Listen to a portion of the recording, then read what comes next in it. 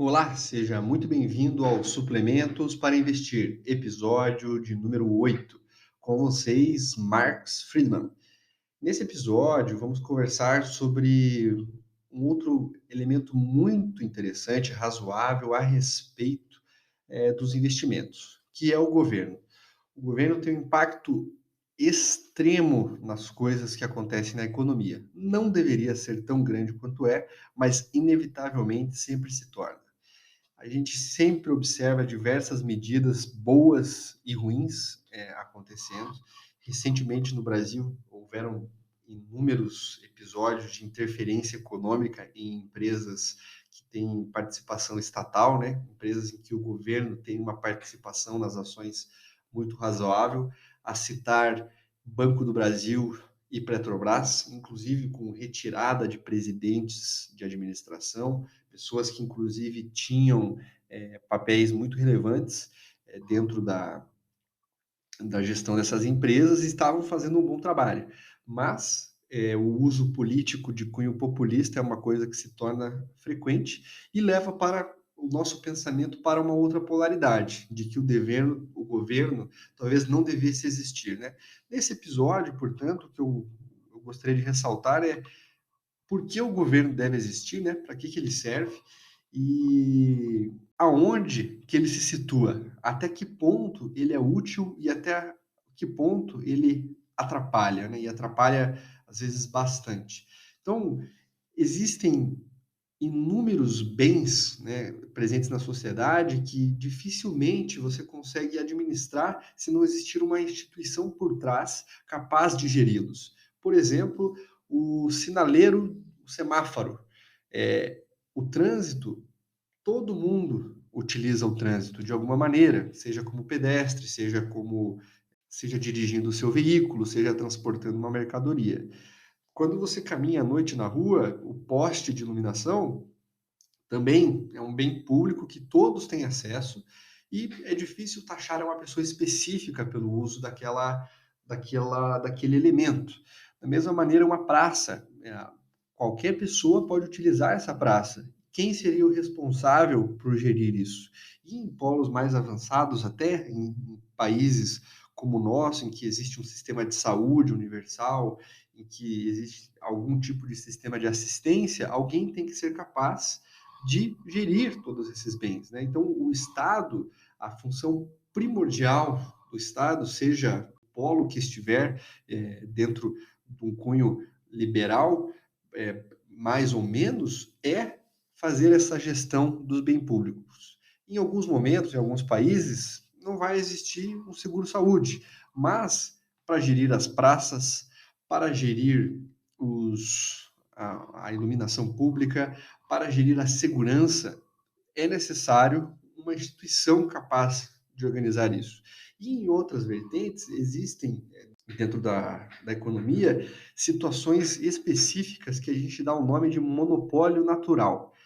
O monopólio natural é a situação em que existe uma necessidade por algum produto, mas esse produto, para ser entregue, ele necessita de uma infraestrutura tão grande, tão gigantesca, que não seria possível fazer várias estruturas semelhantes para atender essa mesma demanda. Eu vou dar um exemplo.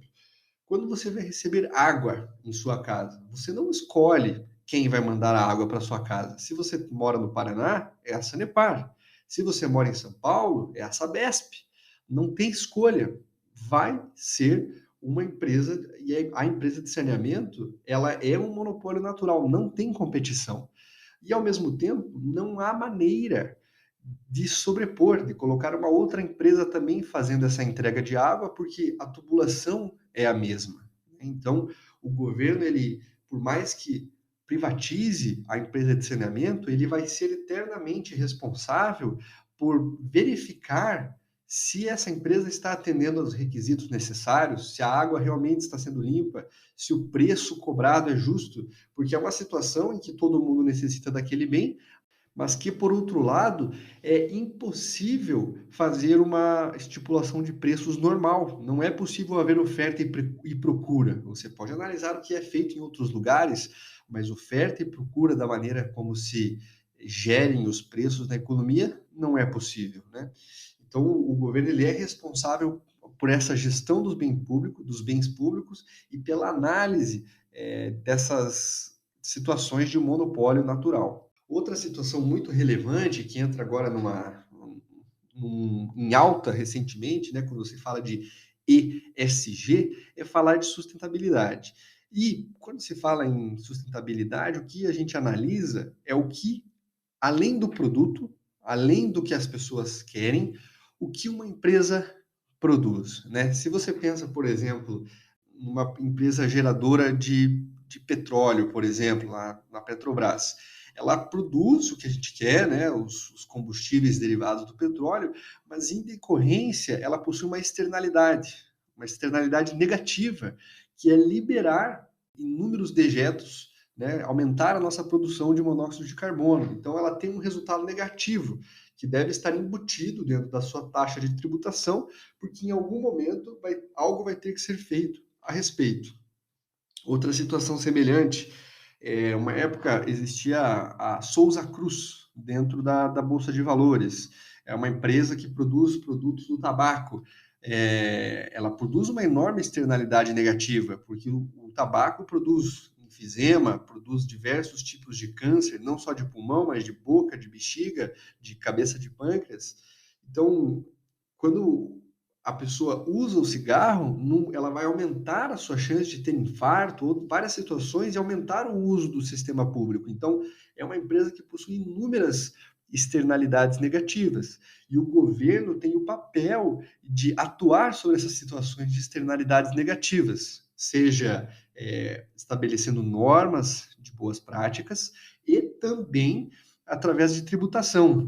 No polo oposto, a gente possui as externalidades positivas, que são as situações em que, além da empresa produzir o seu produto específico, ela dá um bônus para a sociedade, né? Então, eu cito o exemplo da indústria de papel e celulose, que produz as caixas de papel, que produz todas as embalagens e páginas e tudo que é produzido do papel, mas durante o plantio do pinos e da sua matéria-prima, acaba fazendo a fixação do monóxido de carbono dentro da matéria orgânica e diminuindo a presença na atmosfera. Algo que gera os créditos de carbono, que é algo que vai ter uma troca econômica no longo prazo, vai ter que ser feita essa transação a respeito disso, e o governo entra também nesse aspecto, dando um suporte, dando um incentivo para empresas que tenham esse tipo de atuação. Inclusive, é parte dos acordos que foram firmados em vários momentos, é que esses elementos sejam corretamente atendidos, né? Essa produção de carbono seja equânime e equalizada pelos setores que produzem mais e produzem menos. Então, essas empresas vão sofrer o impacto dessa ação. Além disso, outras empresas, não apenas essas que lidam com o meio ambiente, têm a capacidade de gerar externalidades positivas, né? Quando a gente pensa em empresas de educação, por exemplo, além do próprio ensino do conteúdo que foi apresentado, a pessoa com aquele conhecimento é capaz de produzir muito mais do que foi ensinado. Então, ela produz uma externalidade positiva extremamente relevante. Quando eu penso numa empresa para investir, eu sempre penso qual tipo de externalidade essa empresa produz. Quais são as positivas, quais são as negativas e qual impacto isso vai ter no longo prazo. Se eu vou escolher uma empresa de combustíveis, eu dou preferência àquelas que produzem etanol. Eu dou preferência a comprar, por exemplo, São Martinho, ao invés de comprar Petrobras. A tendência é diminuir o consumo da Petrobras. Eu tenho N argumentos do porquê eu não gosto muito da Petrobras. Ela não tem uma vantagem comparativa, é um país que não tem a melhor situação para a exploração de petróleo, ela tem inúmeras influências governamentais e a tendência global é diminuir isso. E quando eu penso numa empresa elétrica, eu penso naquela que está voltando toda a sua produção para energia solar. É para aí que a coisa vai.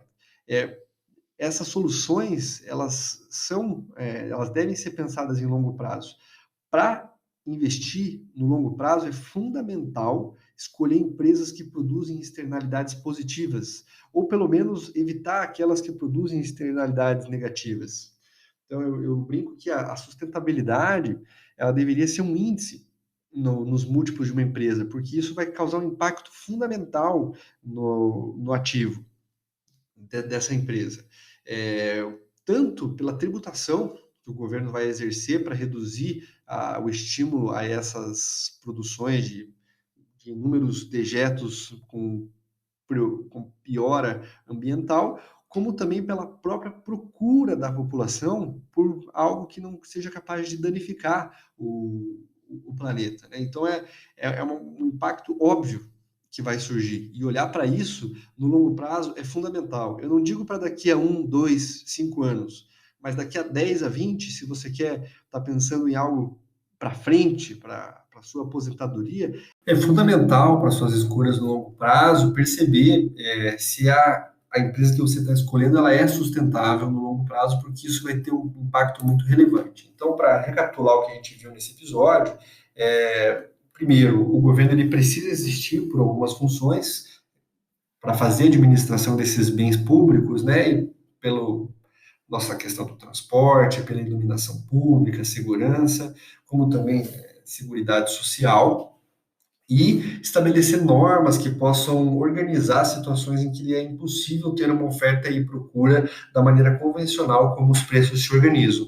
Aí, pensando em questões de monopólio natural, como saneamento e transmissão de energia elétrica, principalmente.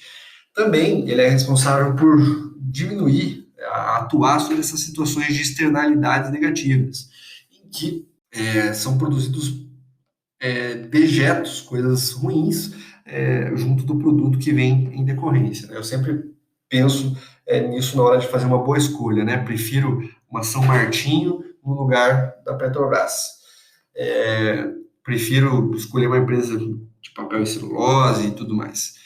O governo é responsável por induzir e fomentar as externalidades positivas, né? Então ele é responsável e vai ser cada vez mais pela questão dos vários acordos que são firmados a respeito de uso do crédito de carbono, a fomentar essas empresas. Então, empresas que têm grande quantidade de créditos, como a Klabin e outras, vão se beneficiar enormemente com isso. E para investir no longo prazo, sempre busque essas empresas com externalidades positivas ou que, pelo menos, não tenham externalidades negativas. Quando eu penso, por exemplo, nos bancos, né, e eles são muito digitais, eles não produzem nada assim, especificamente, né? São neutros, não tem nada contra eles nesse quesito de sustentabilidade, porque isso vai ter um grande impacto. A sustentabilidade deveria ser um índice dentro dos múltiplos de uma empresa. Eu analiso como se fosse o PL, como se fosse o DI, eu olho para esse tipo de informação, porque é realmente relevante, e não é por questão de ativismo nem nada, mas é porque o governo vai tributar progressivamente mais essas empresas que têm um resultado pior ambientalmente, e a população vai procurar, já procura bens de consumo que sejam mais harmônicos com o planeta Terra. Então, é uma coisa óbvia até pensar nisso, né? Que a gente tem que olhar para a sustentabilidade. E o que já não é tão óbvio, mas que a gente tem que entender para facilitar nossas escolhas, é que o governo precisa existir. A questão é até onde ele vai, né? Até onde que ele consegue entrar e deve entrar. Tem coisas que precisam de uma organização maior, né? E aí mencionei já alguns elementos. E ele pode fazer algum bom uso fomentando externalidades positivas e dando aquela freada nas negativas. Mas tem inúmeras influências que são feitas que não entram em nenhum desses três pontos, né? São os usos mais caracterizados por populismo, né? E esse tipo de uso não deveria existir, né? A gente não precisa nem, para avançar, a gente não precisa ir para nenhum polo do pensamento econômico, ser totalmente liberal ou implantar um regime socialista, a gente não precisa de nada disso. A gente precisa ir no básico, no elementar, né? Que é lidar com esse mínimo, que isso já vai dar um grande resultado. E quando você for escolher uma empresa, pense nisso. Será que essa empresa sofre uma influência tão grande do governo que ela pode acabar sendo uma péssima escolha no futuro? Ou não? Quem sabe seja ótimo comprar uma empresa estatal porque o governo é sócio, por isso ela nunca vai quebrar, né? Mas isso Depende sempre, né? O Banco do Brasil tem outros equivalentes interessantes. Tem o Santander, o Bradesco, o Itaú, bancos grandes, fortes, que não sofrem essa influência para conseguir algum voto no curto prazo. Mas tem outras empresas que não têm seus equivalentes, que não têm concorrentes, né? Como, por exemplo, a questão do saneamento, eletricidade, que tem várias estatais, né? Então, sempre leve isso em consideração também. Até onde vai a influência do governo no segmento da empresa que você escolheu, e naquela empresa em específico, e a sustentabilidade que essa empresa possui no longo prazo.